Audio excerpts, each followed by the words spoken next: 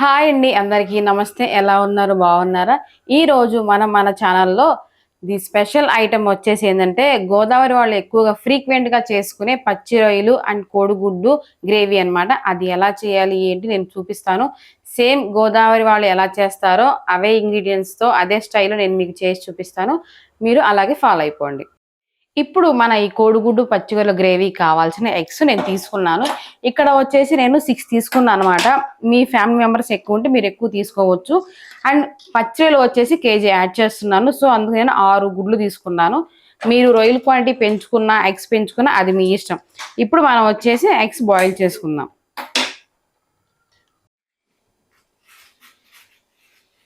మనం ఈ eggs boil అయ్యే లోపు ఈ గ్రేవీకి కావాల్సిన మసాలా పేస్ట్ ని రెడీ చేసుకుందాము. ఒక 3 పచ్చిమిర్చి ఇలా తీసుకోండి. మంట ఉంటే 2 తీసుకోండి, లేదంటే 3 తీసుకోండి.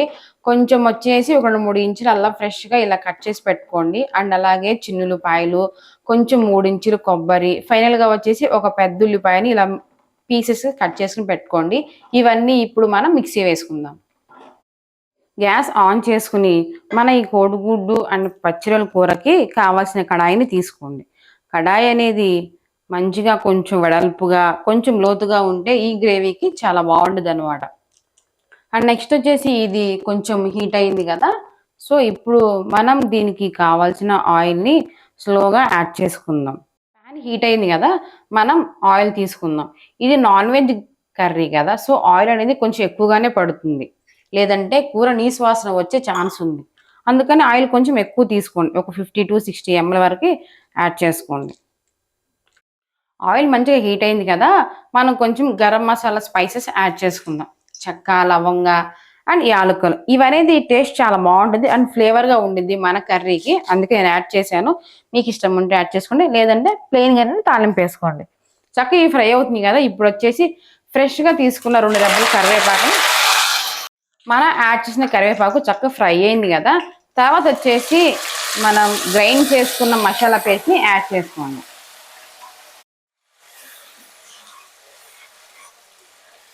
నెక్స్ట్ వచ్చేసి ఇది ఫ్రై అవ్వాలి కదా మసాలా, దానికోసం ఒక చిన్న tea tablespoon salt and అలాగే కొంచెం పసుపు యాడ్ చేసుకుంటున్నాను.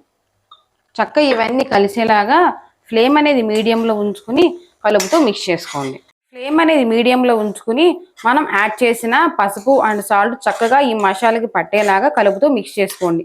గుర్తుంచుకోండి, ఫ్లేమ్ అనేది సిమ్లోనే ఉండాలి, లేదా మీడియంలో. అస్సలు ఫ్లేమ్ హైలో పెట్టొద్దు, మసాలా మాడిపోయే ఛాన్స్ ఉంది. మసాలా మాడిందంటే మనకు కూర ఆటోమేటిక్గా చేదొచ్చేసింది. సో అందుకని ఫ్లేమ్ మీడియంలో ఉంచుకుని కలుపుతూ మిక్స్ చేసుకోండి. మసాలా చక్కగా ఫ్రై అయింది కదా. ఫ్రై అయ్యి చక్కగా మనకి కొంచెం బ్రౌన్ కలర్లోకి టర్న్ అయింది. సో దీనిలో ఉన్న పచ్చి వాసన అంతా పోయి మనకి రెడీ అయింది అనమాట. ఇప్పుడు మనము ఫ్రెష్గా క్లీన్ చేసుకున్న రొయ్యల్ని యాడ్ చేసుకోండి. ఇందులోకి కొంచెం కొంచెంగా యాడ్ చేసుకోండి. ఫ్లేమ్ అనేది సిమ్లో ఉంచుకుని యాడ్ చేసుకోండి. ఈ రొయ్యలు నేను ఆల్రెడీ చక్కగా ఉప్పు, పసుపు అండ్ అలాగే కొంచెం మజ్జిగ వేసి క్లీన్ చేసుకుని పక్కన పెట్టుకున్నాను. సో మీరు నీట్గా క్లీన్ చేసుకుని వీటిని యాడ్ చేసుకోండి. రొయ్యలు కొంచెం నీసు వాసన వస్తాయి. సో అందుకే క్లీన్ చేసేటప్పుడు చాలా నీట్గా జాగ్రత్తగా లెమన్తో అండ్ పసుపు, సాల్ట్, కుదిరితే పెరుగు చక్కగా క్లీన్ చేసుకోండి. అన్నీ మంచిగా ఇలా యాడ్ చేసేసుకోండి. యాడ్ చేసుకున్న తర్వాత మంచిగా అన్నీ కలుపుతూ మిక్స్ చేసుకోండి. మనం యాడ్ చేసిన మసాలా అవన్నీ రొయ్యలకి పట్టాలి కదా, అందుకని స్లోగా ముక్క అనేది విరగకుండా కలుపుకోండి. ఈ రొయ్యలు వచ్చేసి చిన్నవి కదా, చాలా టేస్ట్ బాగుంటుంది. పెద్దవి అంతగా బాగోవు. సో మీరు కుదిరినంత వరకు చిన్న రొయ్యల్ని ప్రిఫర్ చేయండి ఈ కూరకు వచ్చేసి.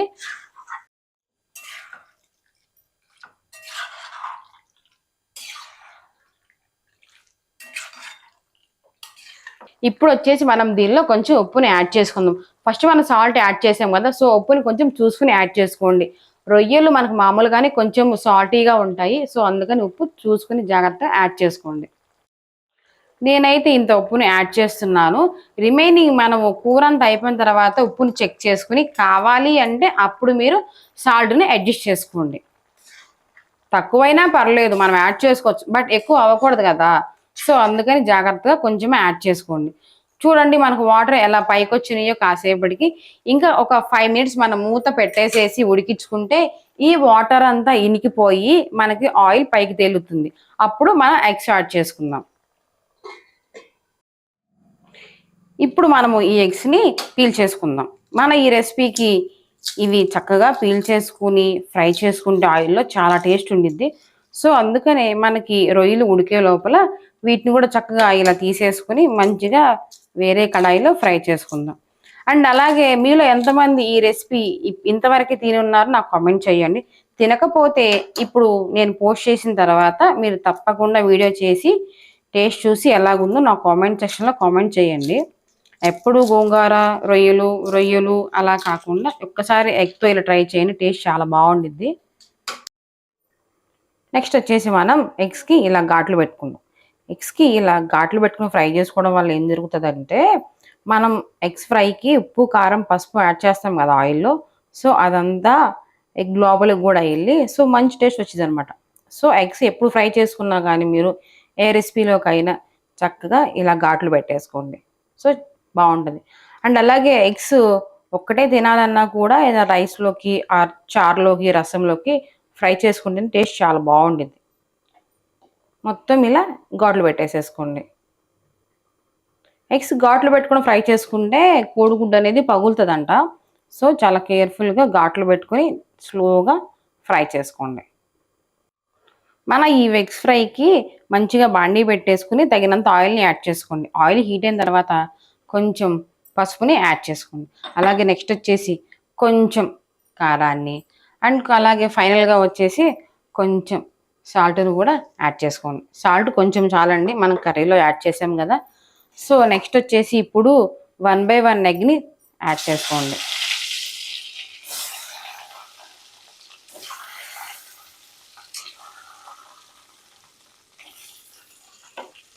చక్కగా ఈ ఎగ్స్ని ఫ్లేమ్ అనేది సిమ్లో ఉంచి ఫ్రై చేసుకోండి.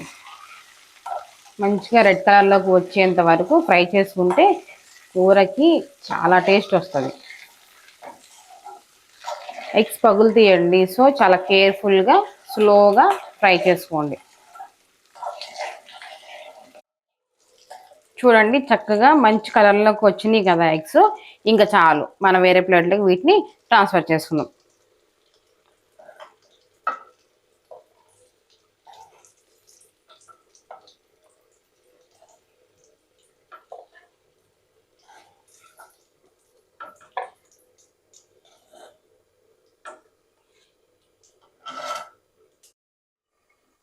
ఇప్పుడు మనము ఒకసారి కూరని చెక్ చేసుకుందాం. చక్కగా వాటర్ అంతా ఎవాపరేట్ అయిపోయి మంచిగా మనం యాడ్ చేసిన ఆయిల్ అనేది పైకి తేలుతూ కనిపిస్తుంది కదా. ఈ స్టేజ్లో మనం ఇంకా కారాన్ని యాడ్ చేసుకుందాం. నాకు ఈ కూరకి ఈ స్పూన్తో 3 టేబుల్ స్పూన్ కారం సరిపోయింది అనమాట. మాది వచ్చేసి మంట ఉండదు, సో అందుకే నేను కొంచెం ఎక్కువ యాడ్ చేస్తున్నాను. మీది మంట ఉండే కారం అయితే తక్కువ యాడ్ చేసుకోండి. నెక్స్ట్ వచ్చేసి కొంచెం జీలకర్ర పౌడర్ని యాడ్ చేసుకోండి. అలాగే కొంచెం ధనియాల పౌడర్ని కూడా యాడ్ చేసుకోండి. కొంచెం కొంచెం ఎక్కువ వద్దు, టేస్ట్ అనేది చాలా బాగుంటుంది. మొత్తం మనం యాడ్ చేసిన కారాలు పొడులు అన్నీ చక్కగా కలిసేలాగా మిక్స్ చేసుకోండి. ఫ్లేమ్ అనేది మంచిగా మీడియంలో ఉంచి మిక్స్ చేసుకోండి.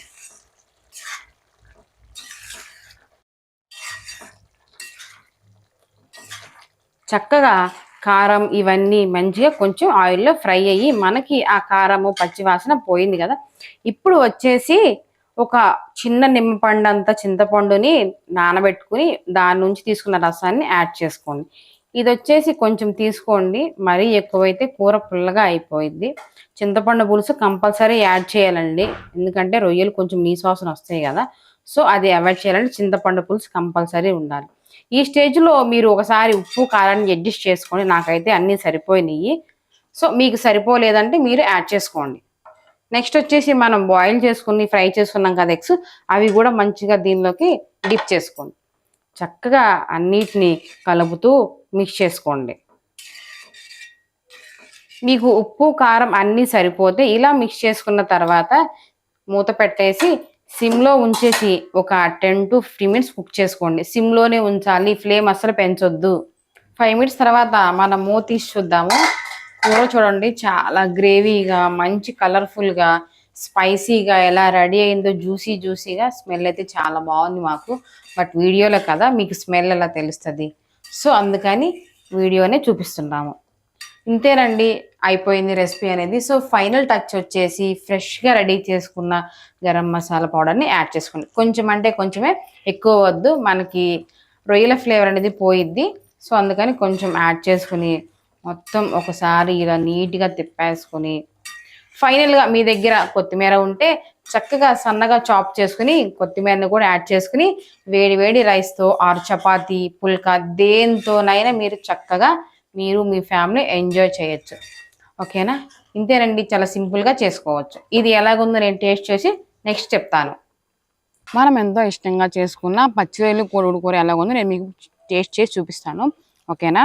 Let's wait. అండ్ అలాగే కొంచెం ఎగ్ పీస్, చక్కగా ఇలా గ్రేవీ ఎంత జోరుగా నిండుగా కలుపుకొని